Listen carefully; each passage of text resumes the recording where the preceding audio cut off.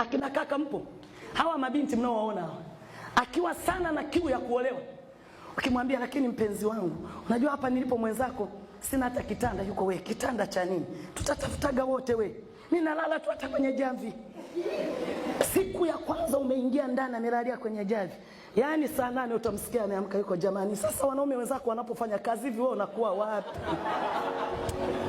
Yesu atanitua lini huu msalaba? Tayari siku ya kwanza. Hakuna namna mwanamke anaweza kufurahia mahusiano yasio na hela. Hakuna namna.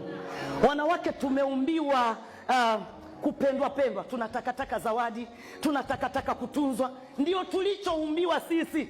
Kwa hiyo hakuna namna mwanamke atafurahia mahusiano ambayo kila siku mpendwa. Wewe ni kijana sasa unamtumia kila siku mstari. Leo tusome Habakuki. Baada ya Habakuki, what is next?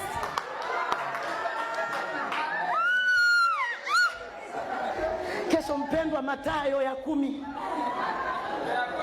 Utabaki na Mathayo yako. Mimi nakwambia hawa wanataka hela, hawataki Mathayo hawa. Mathayo washaisikia mpaka kwa baba yake huko. Wamemkadirisha hiyo mistari tangu akiwa mtoto, ombeni nanyi mtapewa. Wewe leo unataka kumwimbia hizo ngonjera, hawataki, anataka hela.